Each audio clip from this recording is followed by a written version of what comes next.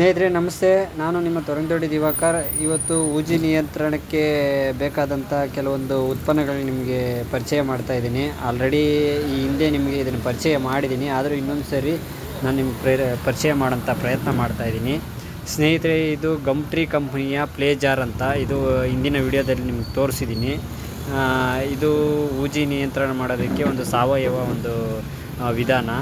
ನೋಡಿ ಸ್ನೇಹಿತರೆ, ಇಲ್ಲಿ ವಾಟರ್ ಲೆವೆಲ್ ಅಂತಿದೆಯಲ್ಲ, ಈ ವಾಟರ್ ಲೆವೆಲ್ಗೆ ಮೊದಲು ನೀರು ತುಂಬಿಸ್ಬಿಟ್ಟು ಮತ್ತು ಅದರೊಳಗಡೆ ಇದೇ ರೀತಿ ಪಾಕೆಟ್ ಇರುತ್ತೆ.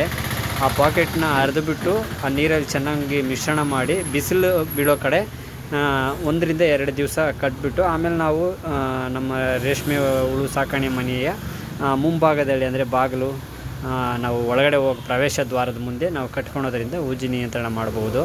ಮತ್ತು ಅದೇ ರೀತಿ ಅದಕ್ಕೆ ಈಕ್ವಲೆಂಟ್ ಆಗಿರುವಂಥದ್ದು ಪ್ಲೇ ಜಾರ್ ಮಿನಿ ಅಂತ ಅಂದ್ಬಿಟ್ಟು, ಇದರಲ್ಲೂ ಅಷ್ಟೇ ನೋಡಿ, ಇಲ್ಲಿ ವಾಟರ್ ಲೆವೆಲ್ ಇಲ್ಲಿ ಇದೆಯಲ್ಲ, ಇಲ್ಲಿಗೆ ನೀರು ತುಂಬಿಸ್ಬಿಟ್ಟು ಮತ್ತು ಅದರಲ್ಲೂ ಸೇಮ್ ಇದೇ ರೀತಿ ಪಾಕೆಟ್ ಇರುತ್ತೆ.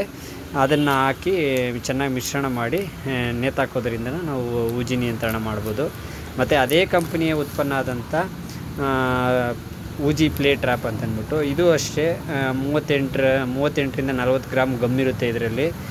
ಇದು ತುಂಬ ಪರಿಣಾಮಕಾರಿಯಾಗಿ ಕೆಲಸ ಮಾಡುತ್ತೆ. ಊಜಿ ಎಲ್ಲಿ ಜಾಸ್ತಿ ನಿಮಗೆ ಕಣ್ಣಿಗೆ ಕಾಣಿಸುತ್ತೋ, ಕಿಟಕಿಯಲ್ಲಾಗ್ಬೋದು ಇಲ್ಲ ಬಾಗಿಲಲ್ಲಾಗ್ಬೋದು, ಆ ಕಡೆ ಇದನ್ನು ನೇತಾಕೋದ್ರಿಂದ ಅದು ಗಮ್ಗೆ ಅವು ಅಂಟ್ಕೊಂಡು ಅದನ್ನು ಕಂಟ್ರೋಲ್ ಮಾಡೋಂಥ ಕೆಲಸ ನಾವು ಮಾಡ್ಬೋದು.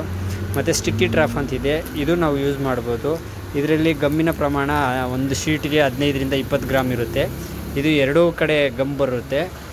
ಈ ಕಡೆ ಇದನ್ನು ತುಂಡಾಗಿ 3 ಭಾಗ ಆಗಿ ಬೇಕಾದರೂ ಕಟ್ಬೋದು, ಪಂಚಿಂಗ್ ಆಗಿರುತ್ತೆ. ಇಲ್ಲಾಂದರೆ ಒಂದೇ ಶೀಟ್ ಕಟ್ತೀನಿ ಅಂದರೂ ಪರವಾಗಿಲ್ಲ. ಎರಡೂ ಸೈಡ್ ಗಮ್ ಇರುತ್ತೆ. ಇದು ಲೇಯರ್ಗಳನ್ನ ಬಿಚ್ಚಿಬಿಟ್ಟು ನಾವು ಮತ್ತೆ ಅಲ್ಲಿ ಸ್ಥಾಪನೆ ಮಾಡ್ಬೋದು.